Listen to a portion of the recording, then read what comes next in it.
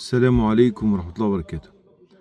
يا جماعة، قبل ما حد يتكلم الله يبارك لكم يبقى مذاكر، عشان ممكن حضرتك تقول كلمة غيرك يمسك فيها وغيرك يمسك فيها وغيرك يمسك فيها، وتبقى ينتشر الجهل. مال الأقطار ومال ضعف الضغوط. قلنا قبل كده عشان نبقى كلامنا واضح والفيديو قصير. الضغوط ليس لها علاقة بالأقطار. يعني معناها ايه؟ واحد يقول لي ازاي بقى انا هغذي مدينة بنص بوصة؟ ما انت لو مركز في كلامك هتعرف انا بقول ايه. الضغوط ليس لها علاقة بالاقطار في حدود الموجود. لو انت راجل علامة وفاهم كلامي كويس، الضغوط ليس لها علاقة بالاقطار في حدود الموجود. كلام يتدرس، كلام بفضل ربنا يتدرس. انت عندك قاعدة دلوقتي، مكان بيقول لك انا عندي داخل كوع البيكس نص بوصة. حلو كده؟ لا، ده انت مش واخد بالك برضو من حاجة تانية. انت بتتكلم بيقول له داخل الكوع من جوه، انت عينك شايفة حاجة، انت اصلا في حاجة تانية مش شايفها اصلا ولا واخد بالك منها. واحد بيقول لي بيكس نص بوصة ولا واخد باله من كلامه، والله ما واخد باله من كلامه. انا اقول بقى الانكد من كده كمان، اللاكور بتاع الكوع اصلا اضيق من الماسورة. لو انت عامل فهامة عليا وعامل علامة عليا، لان انا اقول لك بقى تبقى تعمل علامة ازاي والرد على كلامك ايه. لو هتمسك الكوع البيكس هتلاقي اللاكور بتاع الكوع البيكس من تحت اضيق من الماسورة. عشان يخش جوه الماسورة اللاكور نفسه اضيق. لو انت عامل علامة وفهامة، لا ده انت لا علامة ولا فهامة. ليه بقى؟ النهاردة بتتكلم على حكم شغل موجود، ماشي، وطارئ في وجوده. يعني خلاص ده طارئ بالنسبه لك، حاجه راكبه، خلاص خلص الموضوع، تمام. هنقول ايه؟ هنقول الكوع البيكس القطر بتاعه لا يتعدى مثلا ال 12 مللي من جوه مثلا. وبعد كده بتخرج على فتحه الكوع من بره، اللي هي طبعا كله عيب عليها. ليه؟ نظرتك قاصره، لان علمك قد كده، لسه تلميذ، ما تعرفش، ما عندكش باك جراوند، وعندك باع طويل في الكلام وفي الحوار وفي النقط اللي قلنا قبل كده. علم الخطوة.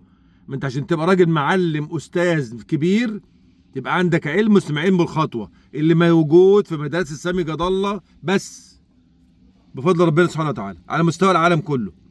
انا بدرس لك علم اسمه علم الخطوة. ايه هو علم الخطوة؟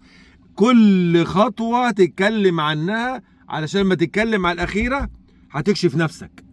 اما تتكلم عن الخطوة الأخيرة هتكشف نفسك. فتحة الكوع يا اسطى ضيقة. طيب ونسي اللي قبلها. ليه اللي قبلها؟ عشان مش مذاكر، عشان مش واخد باله هو بيتكلم بيقول ايه. وناسي ان بعد منها فتحة القلب الخلاط السيراميك. ادي قلب خلاط السيراميك فينا فتحتين جنب بعض، سخن وبارد، وفتحة واسعة بتاعة رفع الخلاط لفوق، الخارج بتاع الخلاط، 3 فتحات. الفتحة دي القطر بتاعها بالظبط كده عامل زي القطر ده. يبقى اني اوسع بقى حضرتك، اني اوسع. ما انتوا لو مذاكرين والله ما تتعبوني، لما انتوا مش مذاكرين. اللي بيبقى يعلقوا دول من غير ما يفهموا بيقولوا ايه، مش مذاكرين. شوف فتحتين خلاط، الخارج بتاع السخن والبارد بتاع الخلاط، الدفن قد ايه، وشوف فتحة الكوع قد ايه. تمام. واحد بيقول لي الكوع ضيق، طب شوف اللي قبل منه الكوع قد ايه. خلاص. اما تحب تفتي في موضوع قول لي بالظبط ايه وجهة نظرك وانا اقول لك وجهة نظري ايه. يا جماعة، في حاجة اسمها الضغوط في حكم الموجود ليس لها علاقة بالاقطار. يعني معناه انت غصب عنك محكم، غصب عنك وعن الدنيا كلها، من اول استشاري الاصغر سباك، الخلاط الدفن محكوم بال 8-9 مللي فتحة بتاعته، محكوم. ولا انت ولا الاستشاري ولا اتخن واحد في الدنيا هيعرف يوسع فتحة خلاط الدفن. يبقى انت عندك بتتكلم على الاقطار ولا الضغوط؟ لا، نتكلم على الضغوط. عشان اقدر اوزع الجيتات واوزع رين شاور اللي قد الحله ده، اللي قد الطشت، اوزع ميه عليه كده. بكلم على الضغوط ولا الاقطار؟ بكلم على ضغوط. بكلم على حكم الضغوط في الموجود للطارئ. ايه هو الطارئ؟ ان عندي خلاط ما اقدرش اوسع الفتحه بتاعته، الا هو الدفن. وغير الدفن نتكلم على الوصله اللي السخنه والبارده بتوع الخلاط الشجره، الفتحه بتاعته لا تتعدى ال6 مللي 7 مللي. نتكلم بقى عن الضغوط ولا الاقطار؟ اوعى تتكلم مع سامي غض الله في ضغوط واقطار، هتسقط مش تنجح، هتسقط. اللي بيسالوا دول حبايبي. ليه؟ كل يوم اعمل حظر كومه قد كده. ليه؟ منتهى قله الادب والسفاله، منتهى قله الادب والسفاله. اهم حاجه يبقى سافل عشان يكون موجود ويتعرف، يبقى سافل. لا، انا بعلم حبايبي المحترمين على الجروب وعندي على الواتساب جروب محترم جدا، جروب اسمه حوار متطورين سباكه. كل يوم نعمل حوار مع بعض وناس محترمين درجه اولى، وعتاوله عندي على الجروب بفضل ربنا عز وجل. عتاوله على الجروب الحمد لله موجودين. اللي عايز يخش الجروب يتفضل يخش الجروب باذن الله، مفيش مشكله عندنا. لكن يا جماعه انا بقول عايز تتكلم عن الضغوط والاقطار كلمني. امبارح بتكلم بقول 4 بوصه، ركز في كل كلمه بقولها.